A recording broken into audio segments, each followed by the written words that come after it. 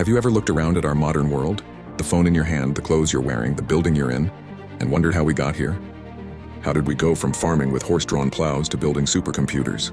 The answer, in large part, lies in a period that didn't just change the world, it completely remade it. The Industrial Revolution. Let's rewind the clock to the mid-1700s to Great Britain. Most people lived in the countryside. Life was dictated by the sun and the seasons. Everything was made by hand, from your shoes to your chair.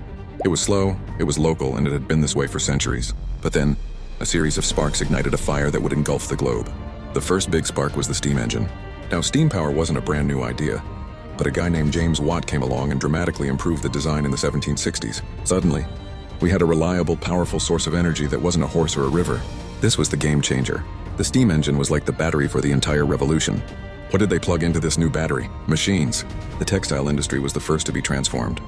Inventions like the spinning jenny and the power loom, hooked up to steam engines, could spin thread and weave cloth at a speed that was unimaginable before. Production exploded. What used to take a skilled weaver weeks to make could now be churned out in a day. Factories sprang up, first in Britain, then across Europe and America.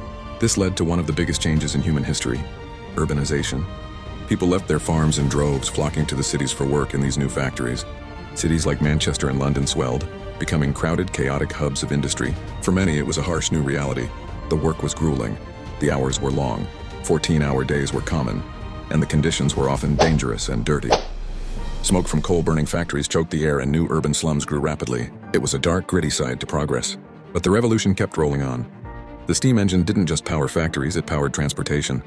Steam locomotives began chugging along newly laid iron rails, connecting cities and carrying goods faster than ever before.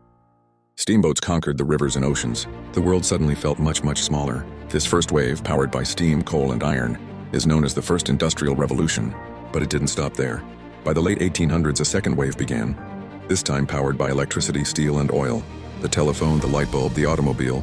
These weren't just improvements, they were inventions that redefined daily life. Assembly lines, pioneered by Henry Ford, made mass production the new standard. A new middle class emerged and consumer culture was born. The Industrial Revolution was a messy, chaotic, and often brutal process. It created immense wealth and incredible poverty, innovation and pollution, opportunity and exploitation. But there's no denying its impact. It set the stage for everything that followed.